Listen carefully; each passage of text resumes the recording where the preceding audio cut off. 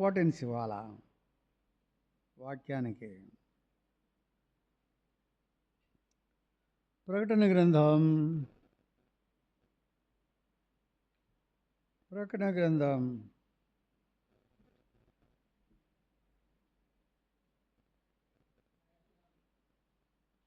22వ అధ్యాయము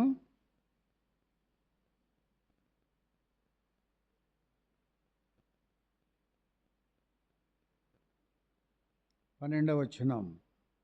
22:12 వచనాన్ని అందరం కలిసి చదువుకుందాం. 22:12. ఇదిగో త్వరగా వచ్చుచున్నాను, వాని క్రియల చొప్పున ప్రతివానికి ఇచ్చుటకు నేను సిద్ధపరిచిన జీతము నా యొద్ద ఉన్నది. మరోసారి చదువుకుందాం. ఇదిగో త్వరగా వచ్చుచున్నాను, వాని క్రియల చొప్పున ప్రతివానికి ఇచ్చుటకు నేను సిద్ధపరిచిన జీతము నా యొద్ద ఉన్నది. ప్రార్థన చేసుకుందాం. జీవము కలిగిన, ప్రేమ కలిగిన, కృప కలిగిన, నమ్మకమైన, సత్యమైన దేవ, నీ పాదములకు స్తోత్రాలు. కృప కలిగిన నామములో ఇంతవరకు మమ్మలను కనికరించిన దేవుడవై ప్రభు ఆరాధించడానికి ఇచ్చిన కృపకి వందనాలు. అయోగ్యుడను, అపవిత్రుడను, ఎన్నిక లేనివాడను, పాపిని, మోసగాడిని, మట్టితో చేయబడిన వాడిని, నరుడను, అంతలో ఉండి అంతలో మాయమైపోయేటువంటి ఆవిరి వంటి వాడను. ప్రభా, ఆయన నన్ను జ్ఞాపకం చేసుకున్నావు. పాపినైన నన్ను, దోషినైన నన్ను, అపవిత్రుడనైన నన్ను, అతిక్రమస్తుడైన నన్ను జ్ఞాపకం చేసుకున్నావు. ఏ మంచి లేదు, అయినా నాకు కావాలన్నావు. నన్ను కౌగిలించుకున్నావు, నన్ను ముద్దు పెట్టుకున్నావు, నా తండ్రి అయ్యావు, నీ ఆస్తికి వారసుడిగా చేసుకున్నావు. ఇప్పుడు నేను దాసుడిని కాదు, సాతానుకి దాసుడిని కాదు, మరణానికి దాసుడిని కాదు, చీకటికి దాసుడిని కాదు, నీ కుమారుణ్ణి. నాయన, కుమారుడైతే వారసుడన్నావు, వారసత్వాన్ని ఇచ్చావు, పరలోకాన్ని ఇచ్చావు, నీకున్న సమస్తాన్ని తండ్రి నాకు అనుగ్రహిస్తూ వస్తున్నావు. మహిమ కలిగిన సింహాసనాన్ని స్వతంత్రింపజేసుకోవడానికి పెంట కుప్ప మీద ఉన్న నన్ను తీసి దొంగ ఊబిలో ఉన్న నన్ను లాగి ప్రభా క్రీస్తు మీద స్థిరపరిచిన దాన్ని బట్టి నీకు వందనాలు చెల్లిస్తూ చదవబడిన లేఖన భాగాలు వివరించడానికి అయోగ్యుడైన నన్ను జ్ఞాపకం చేసుకుని మనం యేసు నామములో ప్రార్థించి వేడుకుంటున్నాను పరమ తండ్రి. ఆమేన్.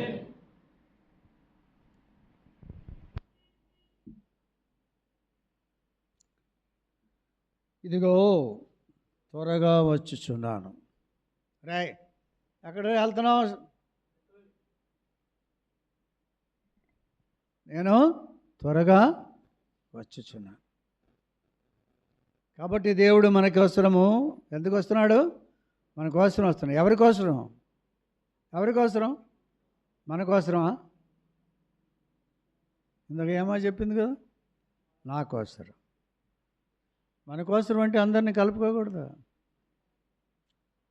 నా కోసరం నన్ను తీసుకెళ్ళడానికి వస్తున్నాడు.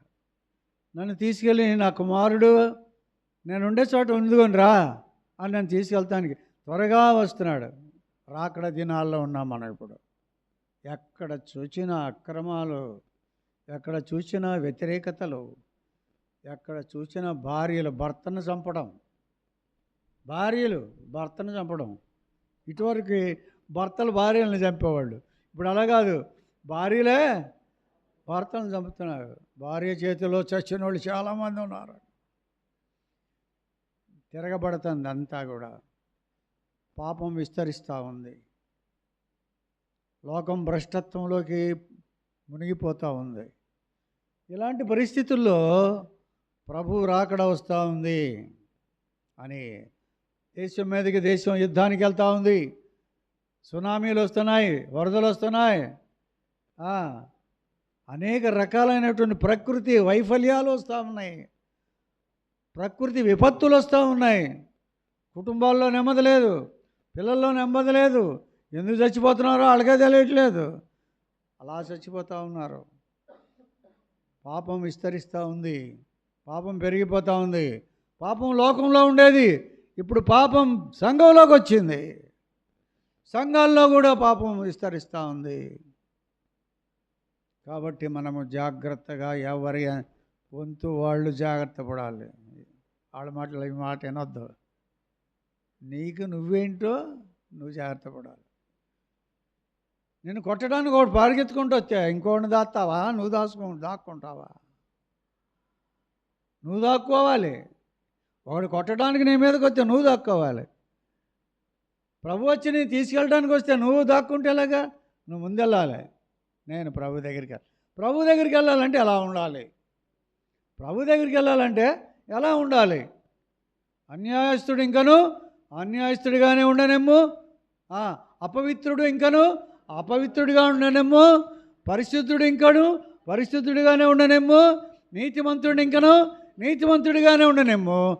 ఇదిగో త్వరగా నేను వచ్చుచున్నాను, వాని క్రియల చొప్పున వాణ్ణి ఇవ్వడానికి నేను సిద్ధపరిచిన జీతం నా యొద్ద ఉన్నది. వాడు చెడు చేసేవాడైతే చెడు జీతం ఉంది, మంచి చేసేవాడికి అయితే మంచి జీతం ఉంది.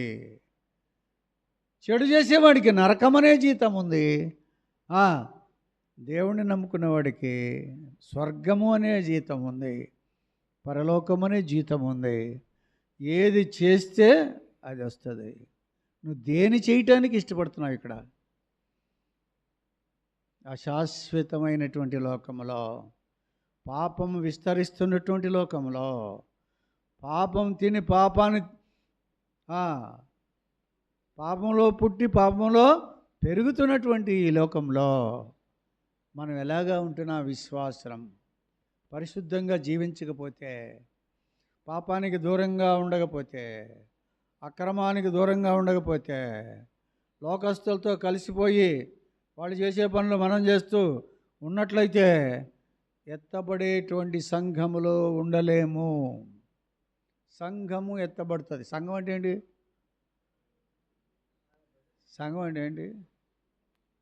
యేసు ప్రభువు రక్తముతో కొనబడినటువంటి మంద సంఘము అంటారు. నాయుడుపాలెంలో ఉన్నవాళ్ళే సంఘమా? మరెక్కడ సంఘం? సంఘం అంటే ఎవరు? ప్రపంచమంతా రక్షణ పొంది ప్రపంచమంతా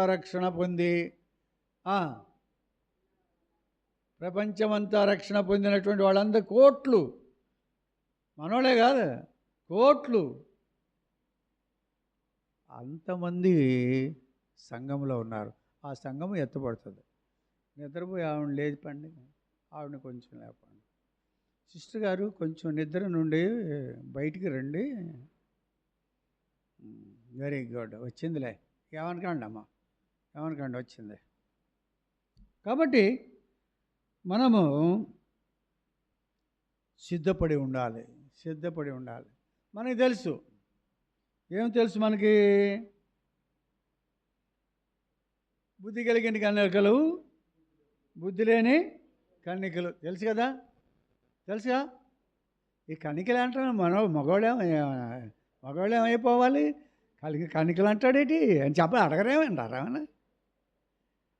కన్యకలు అంటాడే కానీ మగవాళ్ళ సంగతి ఏంటి? వీళ్ళంతా మంచోళ్ళు ఏంటి? బుద్ధి కలిగిన కన్యకలు అందరూ కన్యకలే, మగవాళ్ళు ఆడవాళ్ళు కూడా. వధువు సంఘము, పెండ్లి కుమార్తె వధువు సంఘము ఎత్తబడేటువంటిది అందరూ ఆడవాళ్ళే, ఆడవాళ్ళు. కాబట్టి ఆ విధముగా మనం ఎత్తబడేటప్పుడు వాళ్ళకి, ఇప్పుడు బుద్ధి కలిగిన వాళ్ళు ఎంతమంది ఉన్నారు ఇక్కడ? బుద్ధి లేని వాళ్ళు ఎంతమంది ఉన్నారో చెప్పాలంటే ఎవరు చెప్తారు? నేను చెప్తాను, చెప్పగలనా? ఈయన చెప్పగలనా? అసలు బుద్ధి నాకుందో లేదో చూసుకోవాలి. నేను కూడా మీలాంటి వాడినే కదా. మాకు సేవకుడైనా పెద్ద అయినా ఎవరైనా బుద్ధి ఉందో లేదో మాకే తెలియదు. ఎవరి కాళ్ళు పరీక్ష చేసుకోవాల్సిందే. ఎందుకంటే అందరూ మానవ మాత్రులనే కాబట్టి. వాళ్ళు అందరూ బైబిళ్ళు ఉన్నాయా మీకు చేతిలో? మనం కూడా ఏం చేస్తారు? బైబిల్ చేతిలో ఉంటుంది, ముసుకేసుకుంటాం, ప్రైజులాడి చెబుతాం, పాటలు పాడతాం, వాక్యం వింటాం, అన్నీ చేస్తాం, అందరం చేస్తాం. అయితే బుద్ధి ఉన్నవాళ్ళు కొంతమంది, బుద్ధి లేనివాళ్ళు కొంతమంది ఉన్నారంట. ఎవరు చూస్తే ఆయన కనుదృష్టి లోకమందంతటా సంచారము చేయుచున్నది. రహస్యమందున్న తండ్రి మన అందరినీ కూడా మన రహస్య పాపములను చూస్తూ ఉంటాడు. రహస్యములో ఉన్నాడు, కనపడ్డావు.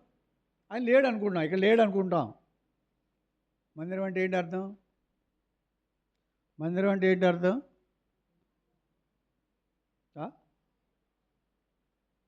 ఎవరిల్లు ఇది? అప్పుడు చెప్పారు చూసారా, దేవుడి ఇల్లు.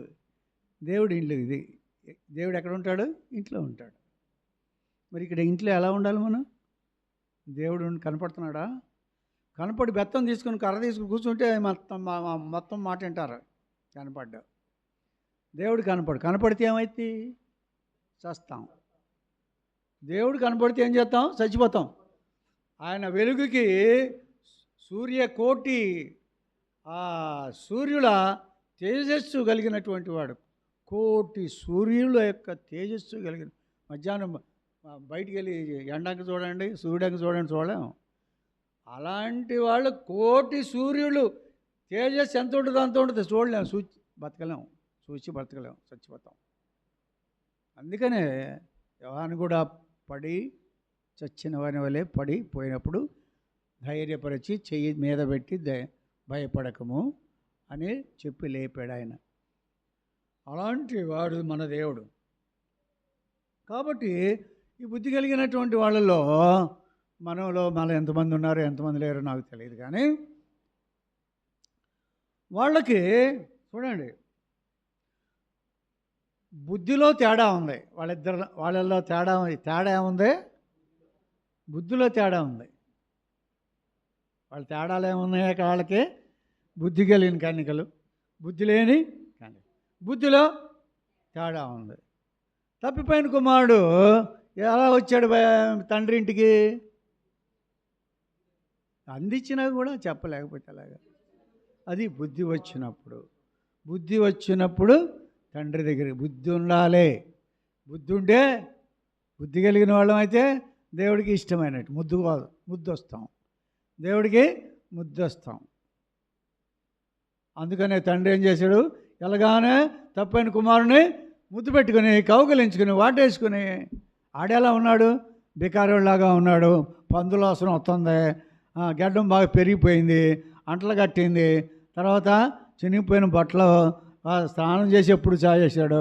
అలాంటి వాడికి దగ్గరికి వెళ్ళిపోయి వాటేసుకుని ముద్దు పెట్టుకున్నాడంటే ఏంటి అది? దాన్ని ఏమంటారు? ప్రేమ అంటారు. ఎలాంటి ప్రేమ? తండ్రి ప్రేమ అలా ఉంటుంది. అందుకనే మనల్ని కుమారులుగా చేసుకున్నాడు ఆయన. కుమారులుగా చేసుకుని మరణించాడు.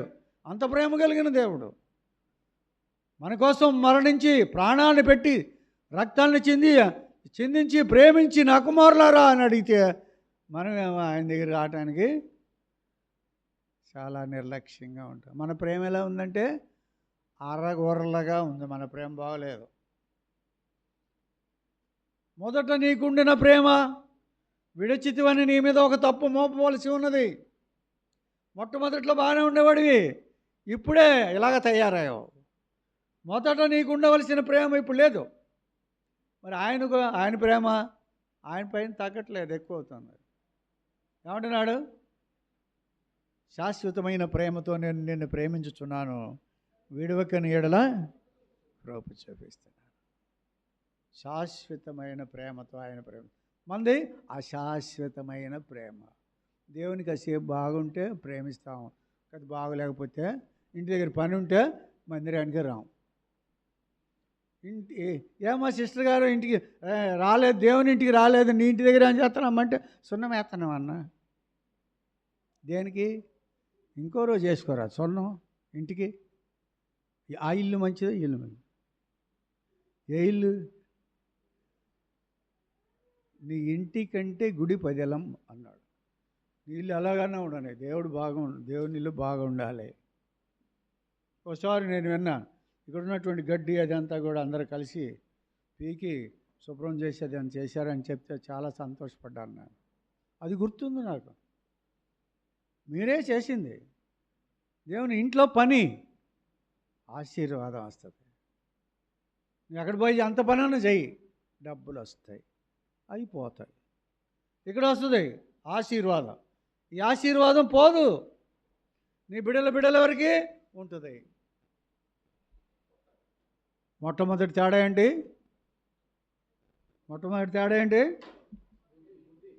బుద్ధిలో తేడా ఉంది. తర్వాత నూనె బుడ్డిలో తేడా ఉంది. ఏంటే? నూనె బుడ్డిలో తేడా ఉంది, బుద్ధిలో తేడా ఉంది, బుడ్డిలో తేడా ఉంది. వాళ్ళ బుడ్డిలో, బుద్ధి లేని వాళ్ళ బుడ్డిలో నూనె లేదు. బుద్ధి ఉన్నా వారి బుడ్డిలో నూనె ఉంది. నూనెలో కూడా తేడా ఉంది. బుద్ధిలో తేడా ఉంది, బుడ్డిలో తేడా ఉంది. ఇంకేముంది? సిద్ధపడే విషయంలో కూడా తేడా ఉంది. సిద్ధపడిన కన్నికలు, సిద్ధపడలేని కన్నికలు. మందిరానికి రావడానికి ఏం చేయాలి? సిద్ధపడాలి. ఇవాళ లేటుకు వచ్చిన వాళ్ళందరితో చెప్తున్నా నేను. అంతకుముందు కూడా గంట ముందు ఇంకా లేటుకు వచ్చారు కొంతమంది.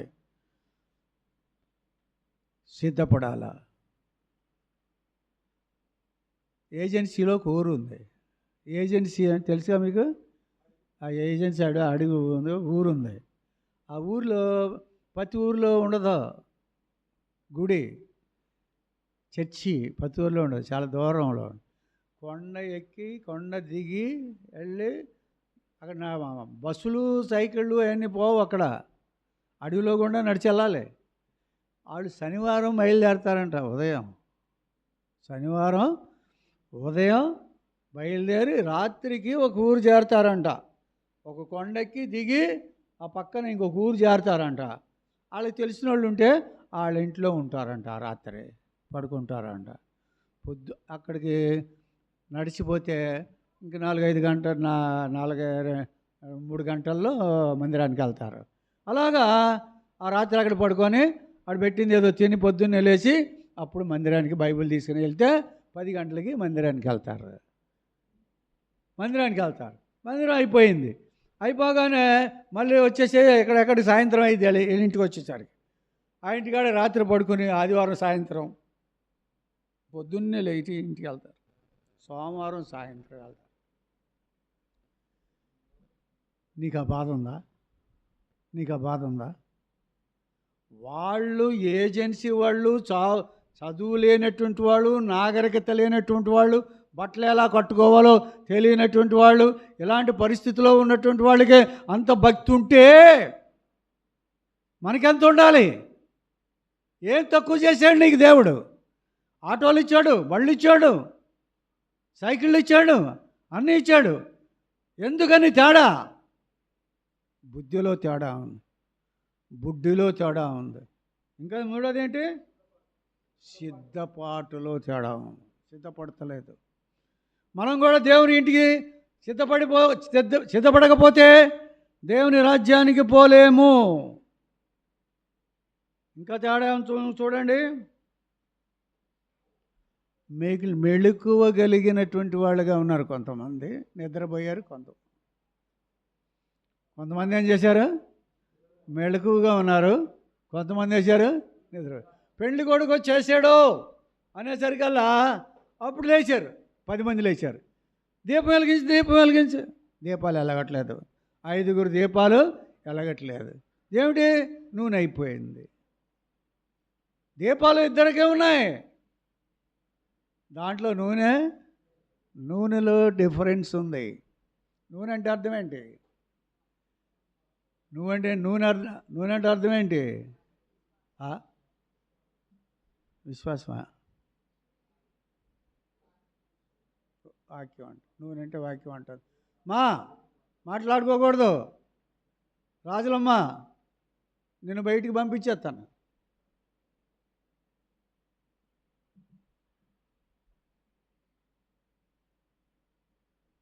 నూనె అంటే అర్థం ఏంటి?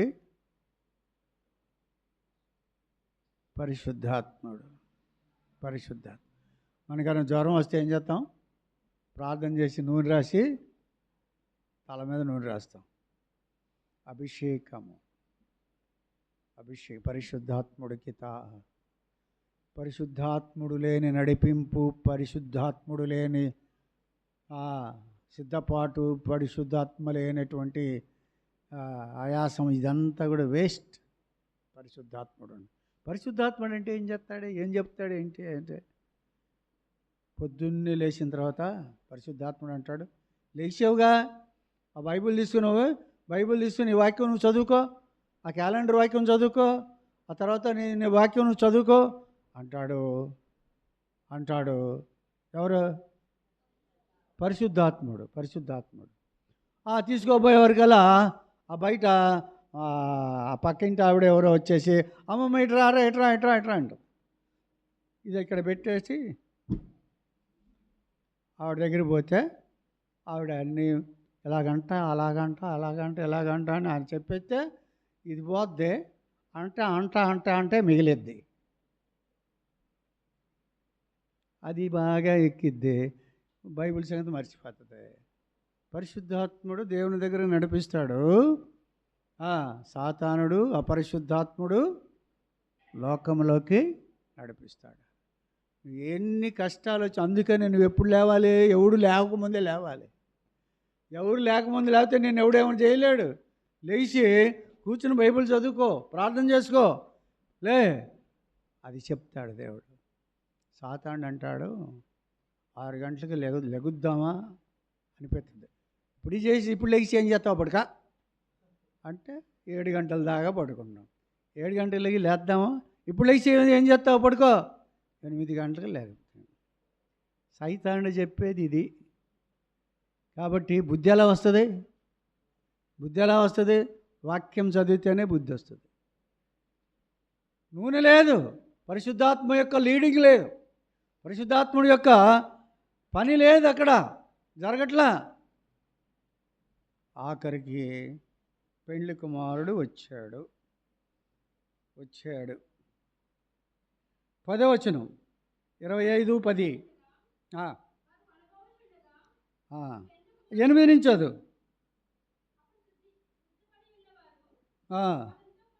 8. బుద్ధి లేని కన్యకలు మా దివిటీలు ఆరిపోవచ్చున్నవి కనుక కొన్ని ఆరిపోతున్నాయి, కొన్ని వెలుగుతున్నాయి. ఇదొక తేడా. ఆరిపోయాయి కొన్ని, వెలిగాయి కొన్ని. మన సంఘంలో ఆరిపోయేవాళ్ళు ఎంతమంది ఉన్నారు? వెలిగేవాళ్ళు ఎంతమంది ఉన్నారు? ఎలా తెలుస్తుంది? నీ ప్రవర్తనను బట్టి, నీ ప్రయాసను బట్టి, నీ జిజ్ఞాసను బట్టి, నువ్వు ప్రభు కొరకు పరుగులు తీసే పద్ధతిని బట్టి. హెర్మోన్లో ప్రార్థన జరుగుతుందంటే నీ సిద్ధపాటు ఎలాగా ఉంది అనేటువంటి ఆఖరిలో వచ్చేది ఎవర్రా అంటే, సగం ప్రసంగం అయిపోయిన తర్వాత నాయుడుపాలెం వాళ్ళు వస్తారు. సగం ప్రసంగం ఎందుకు అయిపోద్ది? అక్కర్లేదు అది. ఆ పాటల్లో భావాలు అక్కర్లేదా? ఎందుకు రావాలి అలాగా? మధ్యాహ్నం నుంచి సిద్ధపడు, మధ్యాహ్నం నుంచి వెళ్ళాలనుకోవాలి. మొట్టమొదట నేను చెప్పేది అంటే రావణ, సాలమన్, చిరంజీవి, ఇంకొక జీవి ఏదో ఒకటి ఉంది.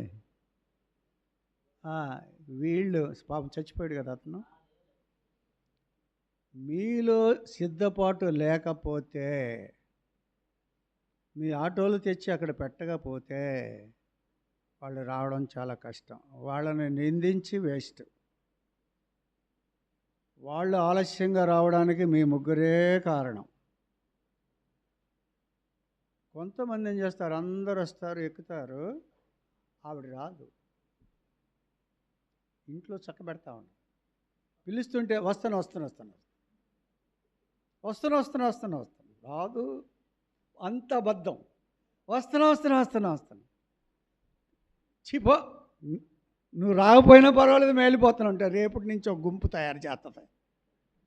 ఆవిడకు ఒక గుంపును తయారు చేస్తుంది. గుంపును తయారు చేసి వెళ్ళిపోయిన వాళ్ళ మీద ఎక్స్ట్రా మాటలు మాట్లాడటానికి తయారవుతూ ఉంటారు. అన్ని సంఘాల్లో ఉన్న సంగతి నేను చెప్తున్నాను. సిద్ధపడి ఒక్కళ్ళ కోసం ఆగిపోయారు అనుకోండి, వాళ్ళకి శాపం. ఒక్కళ్ళ సిద్ధపాటు కొరకు ఆగిపోతే, మేమైతే ఒకటే చెప్తాం, 6:30కి బయలుదేరుతుంది, ఎవరో వచ్చేవాళ్ళు రండి, ఆగలేకపోతే 6:30కి వెళ్ళిపోతున్నాం, తర్వాత మీరు ఎలా వస్తారో రండి. 6:30కి బయలుదేరింది, కొంతమంది ఎదురొస్తారు, ఆపి ఎక్కించుకుంటాం, లేకపోతే వెళ్ళిపోవటమే. వాళ్ళ తర్వాత వస్తారు, ఎవరి ముఖం చూసే పని లేదు. ఆటో ఆయన భార్య సిద్ధపడతలేదు అనుకో, ఏడ వదిలిపెడతాడా? ఆటో ఆయన భార్య సిద్ధపడలేదు, మా ఆటో ఆయన మా ఆయనే కదా, నా ఇష్టం, నేను ఎప్పుడైనా వెళ్ళొచ్చు అంటే. నా మాట వినకపోతే అప్పుడు రేపు చెప్తుంది ఆయన సంగతి.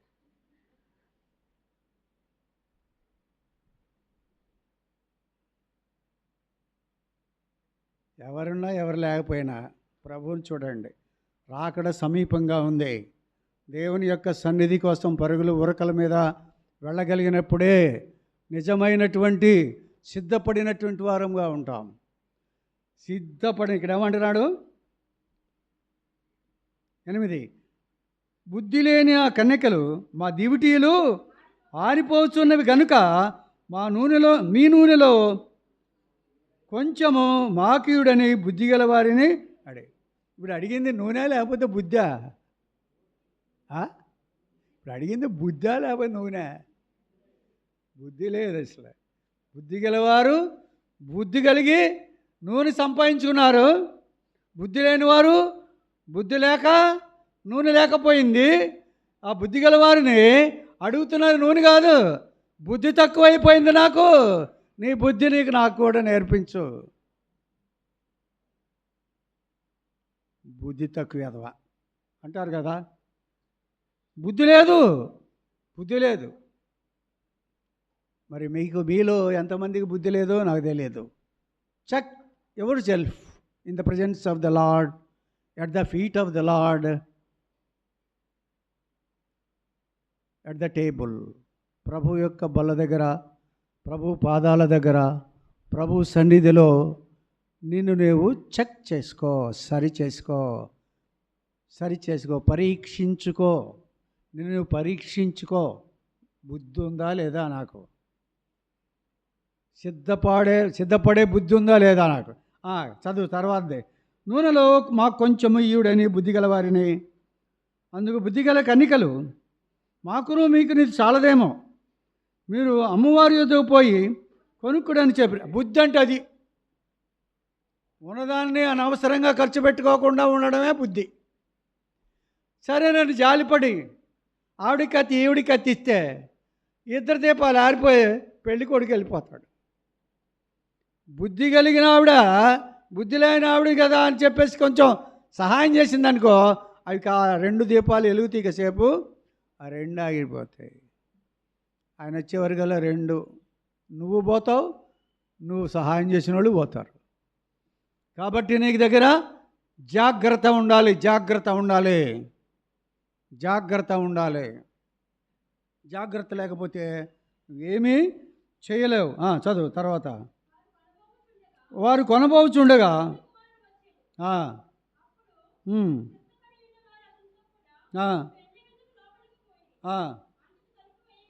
తలుపు వేయబడాను.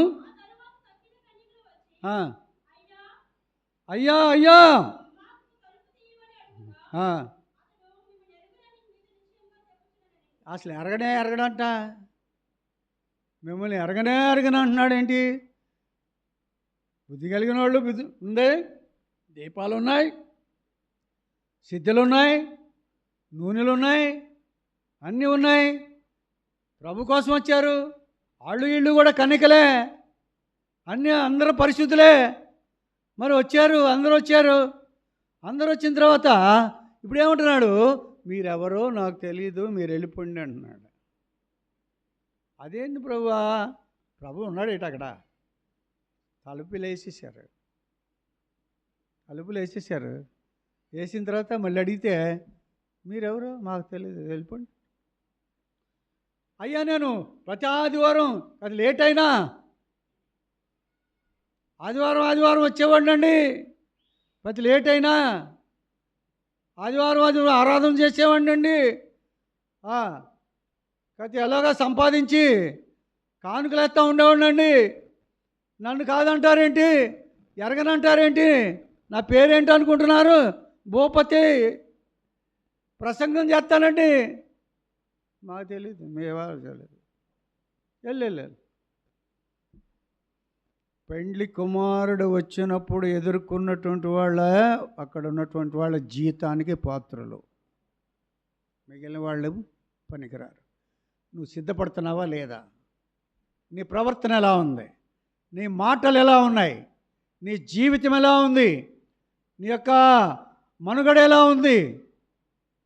నీ యొక్క పరిస్థితులు ఎలా ఉన్నాయి? నీ సాక్ష్యం ఏంటి? నీ గురించి ఏమని చెప్పుకుంటున్నారు?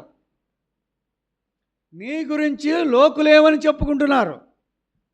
ఏమో దేవుని నమ్ముకుందంట, చూడండి ఎలా మాట్లాడుతుందో. ఏమో దేవుని నమ్ముకుందంట, చూడండి ఎలాగ తిరుగుతుందో. ఇవన్నీ దేవుని నమ్ముకుందంట, బైబిల్ చేత పట్టుకుని వెళ్తూ ఉంటుంది. సాక్ష్యమేది? ప్రభు వచ్చినప్పుడు వెళ్ళాలంటే ఇవన్నీ నీకున్నాయా? లేకపోతే కష్టం, లేకపోతే వెళ్ళలేవు. కాబట్టి ఇంత ఇదిగా ఉన్నటువంటి ఈ పరిస్థితిని చూచి ఎందుకని అంటున్నాడు 24వ అధ్యాయం 12వ వచనము. పెద్దగా అక్రమము విస్తరించుట చేత, అది చదవాలి పెద్దగా, అందరికి వినపడాలి. అక్రమము విస్తరించుట చేత అనేకులలో ఏమైందంట? ప్రేమ ప్రేమ ఏమైంది? చల్లారిపోయింది. ఏం విస్తరించింది? అక్రమం విస్తరించింది. క్రమం లేదు. అక్రమం అంటే ఏంటి? క్రమం లేదు. క్రమం అంటే ఏంటి? నేను హెడ్ మాస్టర్గా ఉన్నప్పుడు టీచర్స్ అంతా పావుగంట ముందు వచ్చేవాళ్ళు. ఊరుకునేవాడిని కాదు. పావుగంట ముందు వచ్చి సంతకాలు పెట్టి వెళ్ళేవాళ్ళు. 10 అయిపోయేది. అప్పుడు 10, ఇప్పుడు 9 అట్టుకుంది. అప్పుడు 10 గంటలకి 10 అయిపోగానే ఆ సంతకాలు పెట్టి రిజిస్టర్ తీసుకెళ్ళి లోపల పెట్టేవాడిని. ఎవడొస్తాడు అప్పుడు రమ్మన్నా. ఇక్కడ ఉండేవాళ్ళు, నా దగ్గర ఉన్నవాళ్ళు పోయేవాడు బయటికి. రిజిస్టర్ లోపల పెట్టేశాడు హెడ్ మాస్టర్ అన్న. ఎల్లిగా కట్టుకుని సిగ్గుముఖంతో వచ్చేసాను. అన్న మాస్టారు ఆలస్యం అయిందండి. 5 నిమిషాలు ఆలస్యమైంది. సారీకి ఎప్పుడు 3 సార్లు ఆలస్యం అయితే ఒక సెలవు పోద్దాయి, కొట్టేస్తాం. సారీ అలా చేరిద్దాను, ఏదో కారణం చెప్పుకో. సరే అని సంతకం పెట్టి, దానికన్నా తీసిపోయిందా ఇది? ఆ స్కూల్ కంటే తీసిపోయిందా? నాకు 50 సంవత్సరాలు రాగానే తీపో అవతలకి అన్నారు నన్ను నువ్వు పనికిరావు పో అన్నారు. దేవుడు అన్నాడా? దేవుడు నన్ను అన్నాడా? నీకు 50 సంవత్సరాలు వచ్చిన పనికిరావు, రిటైర్ అయిపోయావు పో అన్నాడా? అది పోయింది. ఆ పోయే అధికారానికే అంత బలం ఉంటే, శాశ్వతమైనటువంటి జీవము కలిగిన దేవుని కుమారులుగా ఉండబోయి పరలోక రాజ్యంలో నివాసము చేసేటువంటి నీకు నాకు భయం ఉందా? భక్తి ఉందా? సాక్ష్యం ఉందా? జీవితం ఎలా ఉంది? దేవుని బిడ్డలాగా ఉన్నావా? అనిపించుకుంటున్నావా? బల్ల దగ్గరికి వెళ్ళే ముందు ఒకసారి పరీక్ష చేసుకో. ప్రభా, నిజమే, చస్తే పరలోకం రావాలి, నేను సిద్ధపాటు లేదు, నూనె లేదు, సిద్ధపాటు లేదు, కన్యకగానే ఉన్నాను, పేరుకే కన్యక, అపరిశుద్ధమే అంతా. నన్ను కనికరించు, నన్ను కడుగు, నన్ను శుద్ధి చేయి. నీ కార్యములలో ముందుండడానికి కృప దయచేసాయి. అక్రమము ఎక్కడైతే ఉందో నా జీవితంలో, అన్యాయం ఎక్కడైతే ఉందో నా జీవితంలో, అపరిశుద్ధత ఎక్కడైతే ఉందో నా జీవితంలో, దానంతటిని రక్త ప్రోక్షణ కిందకి తెచ్చుకొని కడిగి శుద్ధి చేసి నన్ను బాగు చేసి బలపరిచి పరిపూర్ణమైనటువంటి మచ్చ, డాగు, కళంకము, ముడత అట్టిది మరి ఏది లేకుండా నిర్దోషమైన వానిగా, నిరపరాధమైన వానిగా, నిందారహితమైనటువంటి వానిగా నన్ను చేసి దేవుని ఎదుట నిలబెట్టబడేటువంటి పరిస్థితిలోనికి రావడానికి నన్ను సిద్ధపరచు నాయనా అని బల్ల దగ్గర సరి చేసుకోలేకపోతే మీరెవరో నాకు తెలియదు. మనందరిలో ఏదో లోపం ఉంటుంది, మనందరిలో లోపం ఉంటాయి. లోపం పోయిన వారం పెట్టారా? ఏ బల్ల పెట్టేది ఎవరు? పోయిన వారం పెట్టారా? పోయిన వారం బల్ల ఇక్కడ పెట్టారా? ఎందుకు?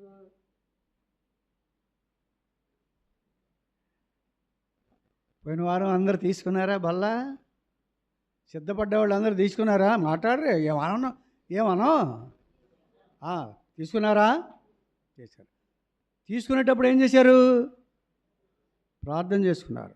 ప్రభువా, ఈ వారం అంతా ఎక్కడా తప్పిపోయానో, ఎక్కడా జారిపోయానో, ఎక్కడా నీ నామానికి అవగాహన తీసుకొచ్చానో, ప్రభువా నన్ను క్షమించు, నన్ను కడిగి నన్ను శుద్ధీకరించు, నా అతిక్రమాలు, నా పాపాలు, నా దోషాలు వాటన్నిటిని కూడా కనికరించు ప్రభువా. నా నోరు మంచిది కాదు, నా మైండ్ మంచిది కాదు, నా ఆలోచన మంచిది కాదు,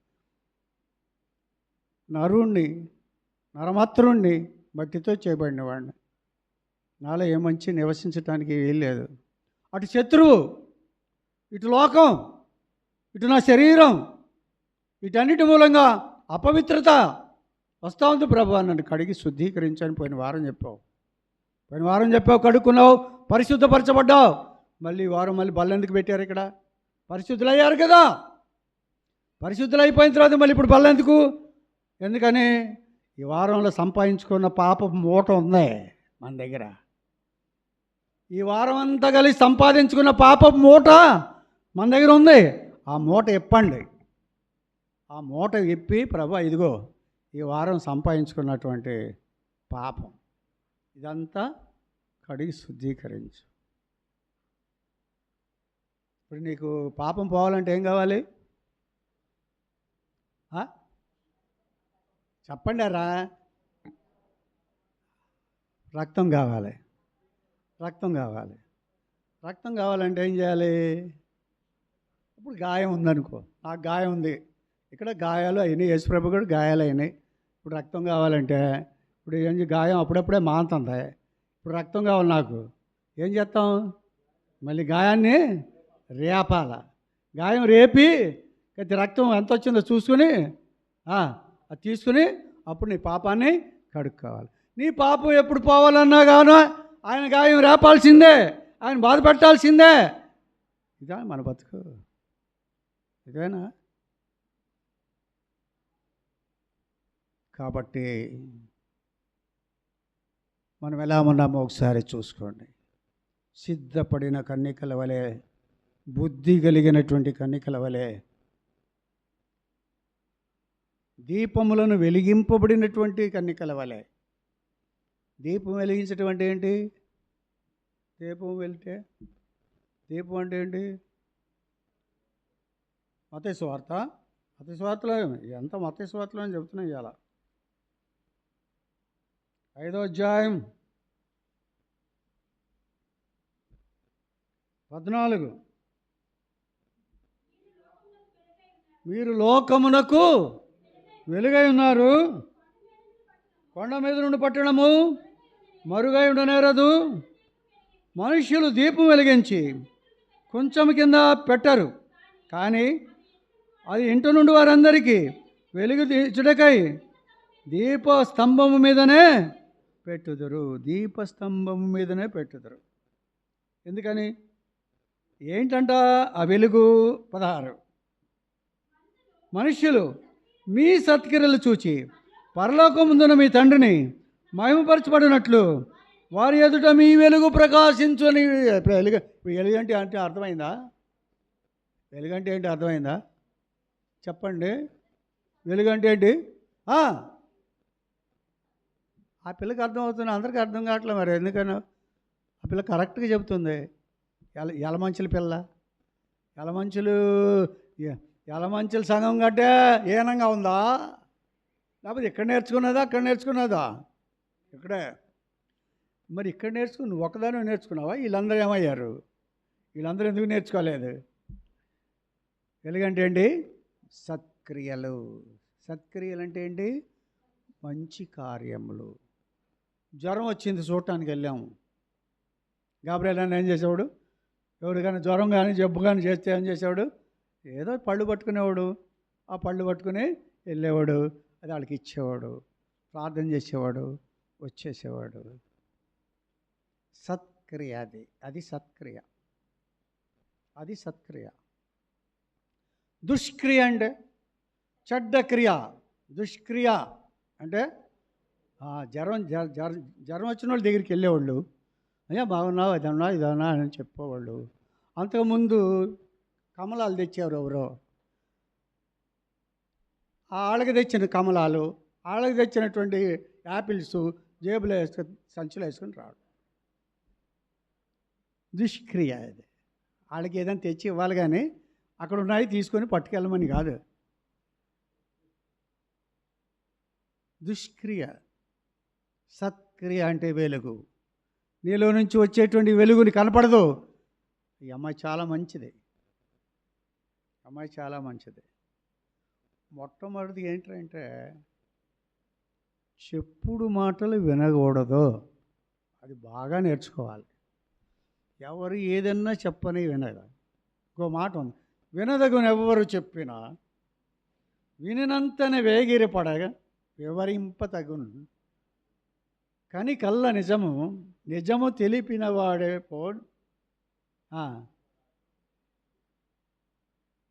అని ఒక పద్యం ఉండేది.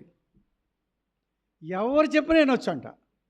విన్న తర్వాత ఈ చెప్పిన దాంట్లో ఏమన్నా మంచి ఉందా చెడు ఉందా అని విచారణ చేయాలంట. నువ్వేం చెప్పేది అనకూడదంట.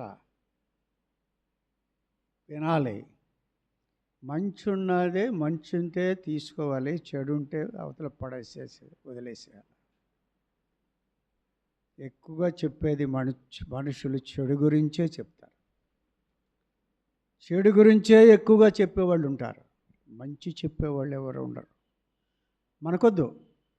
మన సంగతి ఏంటి మనం చూసుకోవాలా. మన హృదయం ఎలా ఉందో మనం చూసుకోవాలా. మన జీవితం ఎలా ఉందో మనం చూసుకోవాలా. మన క్రియలు ఎలా ఉన్నాయో మనం చూసుకోవాలా. దేవునికి తగినట్లుగా ఉన్నానా లేదా అనేది ఒకటి చూసుకోవాలా. చస్తే మనంటే ఎవరు రారు. ఈ చెప్పేవాళ్ళు ఎవరు కూడా రారు. ఎవరు రారు. ఎప్పటికీ నువ్వే, నీకు నువ్వే, నాకు నేనే. భార్య అయినా, భర్త అయినా, కొడుకైనా, కూతురైనా, ఇంకెవరైనా పోయేది సమాధి దొడ్డికి ఒక్కడే సచ్చినోడే. ఎవరు రారు నీతో కూడా. ఎవరు రారు. నాకు ఒక కుటుంబం తెలుసు. కష్టపడ్డాడు ఆయన, శ్రమపడ్డాడు, కొడుకుని చదివించాడు, బాగా చదివించాడు. కూలి పని, నాలుగు పని, వ్యాపారం ఏదో ఒకటి చేసి సంపాదించి నా కొడుకు నలుగురిలో మంచి బట్టలు వేసుకుని తిరిగితే నాకెంతో ఆనందం, నా కొడుకు బాగుండాలి అని బాగా చదివించాడు, మంచి ఉద్యోగం వచ్చింది. టౌన్లోకి వెళ్ళాడు, విశాఖపట్నం టౌన్లోకి వెళ్ళాడు. వీళ్ళేమో నాయుడుపాలెం వాళ్ళు కొడుకుని చూద్దామని వెళ్ళారు, పంచికట్టు కట్టుకొని మామూలు ఇక్కడ ఉన్న బట్టలు వేసుకొని వెళ్ళిపోయారు. పెద్ద బంగ్లా కట్టించాడు అక్కడ, ఆ బంగ్లాలో ఉన్నాడు. వీళ్ళిద్దరు పోయి గేట్ దగ్గర నిలబడ్డారు. ఆయన ఆఫీసర్లతో మాట్లాడుతున్నాడు కొడుకు. ఎవరో వచ్చారండి, వాళ్ళు చూశాడు, వాళ్ళ తల్లిదండ్రులు అని తెలిసిపోయింది. పని మనుషులు అని చెప్పాడు. ఎవరో కొడుకే ఏమని చెప్పాడు? పని మనుషులు వచ్చారులేండి, వాళ్ళు పోతారులే, వాళ్ళ సంగతి మీకు ఎందుకులేండి, వాళ్ళు వస్తారు పోతారు, మన పని మనం మాట్లాడుకుందాం. పని మనుషులు అలా ఉంటుంది. వాడు రెక్కల కష్టంతో చెమటలతోటి సంపాదించి చక్కగా చదివించితే వచ్చినటువంటి ఉద్యోగాన్ని చూచుకొని విర్రవీగి తండ్రిని సైతం పని మనిషి అనే పరిస్థితికి దిగజారినటువంటి కొడుకులు ఎంతమంది లేరు? అలాంటి వాళ్ళు ఉంటే ఏమి, చస్తే ఏమి.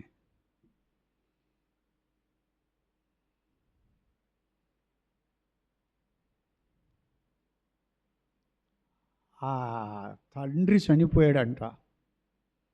తండ్రి చనిపోతే నాయుడుపాలెం వచ్చేసి భోజనాలు, 1000 మందికి భోజనాలు పెట్టాడు. బతికి ఉన్నప్పుడు ఒక మెతుకు పెట్టలేదు తండ్రికి, భోజనాలు పెడుతున్నాడు. అబ్బా ఎంత బాగా ప్రేమించాడో కదా, చూడండి ఎంత ఖర్చు పెడుతున్నాడో, ఒకసారే కదా పోయింది. భోజనాలు పెట్టాడు అందరికీ, ఊరు మొత్తాన్ని పిలిచి భోజనాలు పెడితే అందరూ ఎంతో మంచోడు అనుకున్నాడు. చచ్చినోడిని పెట్టినటువంటి కష్టాలన్నీ కాదు.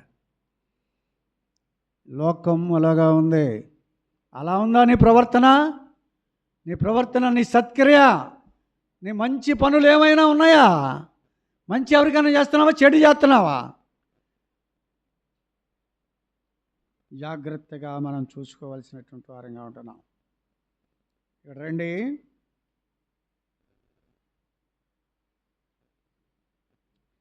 మన భక్తి ఎలా ఉందో చూపిస్తాను రండి.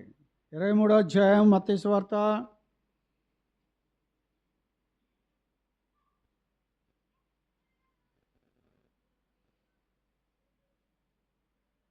23-25.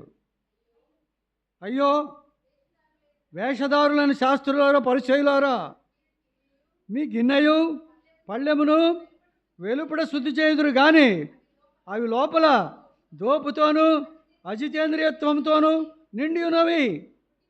చాలు గుడ్డి పరిచయుడా, గిన్నెయు పళ్ళెమును వెలుపల శుద్ధి అగునట్లుగా ముందు వాటి లోపల శుద్ధి చేయుము. లోపల శుద్ధి చేయాలి. మనవాళ్ళు ఏం చేస్తారంటే పూటకి 3 సార్లు స్నానం చేస్తారు. వెలుపల శరీరానికి కడుక్కుంటారు. మరి హృదయాన్ని ఎప్పుడు కడుగుతారు? వారానికి ఒకసారి వచ్చి బల్ల దగ్గర కడుగుతారు, లోపల శుద్ధి చేస్తారు. గిన్నె లోపల శుద్ధి చేయాలా, బయట శుద్ధి చేయాలా? మొట్టమొదటి లోపల శుద్ధి చేయాలా, తర్వాతే బయట శుద్ధి చేయాలా. లోపల దాని సంగతి ఏంటి? నువ్వు శుద్ధి చేసింది ఏంటో తెలుసా? చచ్చిపోయాడు. చచ్చింది శరీరం, పోయింది ఆత్మ. దేవుని దగ్గరికి పోయేటువంటి ఆత్మను శుద్ధి చేయటంలే, లోపల బయట ఉన్నటువంటి శరీరాన్ని శుద్ధి చేస్తున్నావు. ఈ కడిగి కడిగి కడిగి అందం కొనుక్కొచ్చుకునే షాపులు ఉంటాయి. అందం కొనుక్కొచ్చుకునే షాపులు ఉంటాయి. ఏంటయ్యి? బ్యూటీ పార్లర్ అందాన్ని కొనుక్కొచ్చుకునే షాపులు అయ్యి. అది మధ్యలో వర్షం వచ్చిందనుకో, మొత్తం అందం అంతా మందం అయిపోతాయి. దానికోసమన్నా డబ్బులు ఖర్చు పెడతారు. కానీ ఒక పేదవాడు, బలహీనుడు, దుస్థితిలో ఉన్నాడన్నంటే ఒక విశ్వాసిగా, ఒక అమ్మాయి మొన్న పెదాలకి లిప్టిక్ వేసుకొచ్చింది. మందిరంలో అమ్మాయి లిప్టిక్ వేసుకొచ్చింది. దాని అర్థం ఏంటి? దేవుడా, నా పెదాలు చేయటం నీకు కుదరలేదు, చూడు నేను చేసుకున్నాను, ఎలా చేసుకున్నానో ఇలా చేయాలి, నేర్చుకో దేవుడా. ఇలా రంగు ఉండాలి పెదాలకి. నీకు బాగా తెలియలా నా పెదాల సంగతి, ఇలా చేసావు, ఇప్పుడు చూడు ఎలా చేశానో నేను అని దేవుడు చేసిన దాన్ని వెక్కిరించడానికిగా రంగేసుకున్నారు. దేవుడు ఇచ్చింది ఏదైతే ఉందో దాన్నే అందం అనుకోవాలి. కొంతమంది నల్లగా ఉంటారు, కొంతమంది తెల్లగా ఉంటారు. మొట్టమొదట మరి సావుకుడు వచ్చినప్పుడు ఇంత నల్లపోడు సావుకుడు అవుతాడు రా అనుకున్నాను. సేవ అనేటువంటిది దేవుని వాక్య వివరణ